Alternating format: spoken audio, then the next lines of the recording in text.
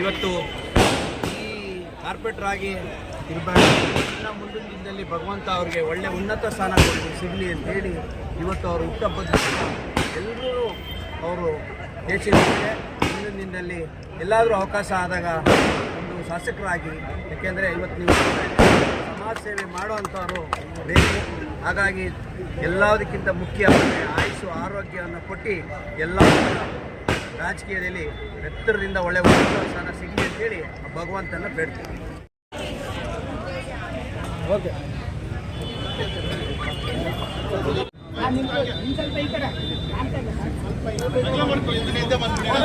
ಸಾಂಕೇತಿಕವಾಗಿ ಒಂದು ಆಕ್ಷನ್ ಕೊಡ್ತಾ ಇದ್ದೀವಿ. ಪ್ರಭು ಲಕ್ಷ್ಮಿ ಸತ್ಯಪ್ರಿಯ ಒಬ್ಬೊಬ್ಬರಾಗಿ ಬಂದು ದಯವಿಟ್ಟು ತಗೊಂಡು ಪುಣ್ಯಕಾರ ಮಾಡ್ಕೊಂತ ಬಂದಿದ್ದಾರೆ.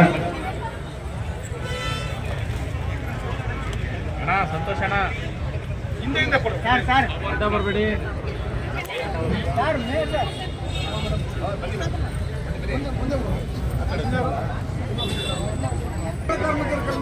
ಕೃಷ್ಣವೇಣಿ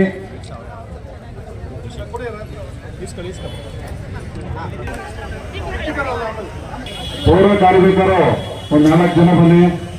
ಪೌರ ಕಾರ್ಮಿಕರು ಬರಬೇಕು ಇಲ್ಲಿ ವೇದಿಕೆ ಹತ್ರ. ಅವ್ರಿಗೆ ಕವಳೆ ವಿತರಣೆ ಕಾರ್ಯಕ್ರಮ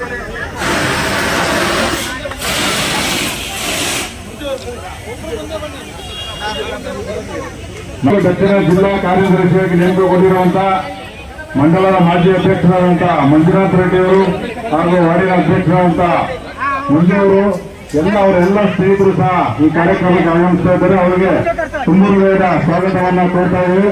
ದಯವಿಟ್ಟು ವೇದಿಕೆಗಳು ಬರಬೇಕು. ಸ್ವಲ್ಪ ಮಂಜುನಾಥ್ ರೆಡ್ಡಿ ಅವರಿಗೆ ಜಾಗ ಮಾಡಿಕೊಡು ಬರಕ್ಕೆ ವೇದಿಕೆ ಮೇಲೆ ತುಂಬ ಹೃದಯದ ಸ್ವಾಗತವನ್ನ ಕೋರ್ತಾ ಇದ್ದೀವಿ. ನೂತನವಾಗಿ ಬೆಂಗಳೂರು ದಕ್ಷಿಣ ಜಿಲ್ಲಾ ಕಾರ್ಯದರ್ಶಿಯಾಗಿ ನೇಮಕಗೊಂಡಿರುವಂತಹ ಜಿ ಮಂಜುನಾಥ್ ರೆಡ್ಡಿಯವರಿಗೆ ತುಂಬ ಹೃದಯದ ಧನ್ಯವಾದಗಳು.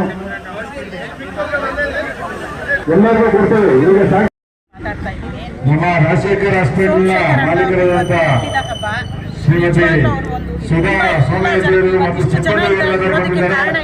ಅವರಿಗೆ ಅಭಿನಂದನೆಗಳು. ಇದೇ ರೀತಿ ಒಳ್ಳೆ ಕೆಲಸನ ಮಾಡ್ಕೊಂಡು ಹೋಗ್ಲಿ, ಎಲ್ಲ ಕ್ಷೇತ್ರದಲ್ಲೂ ಮುನ್ನಡೀಲಿ ಅಂತೇಳಿ ನಾವು ಹಾರೈಸ್ತಾ ಇದ್ದೀವಿ.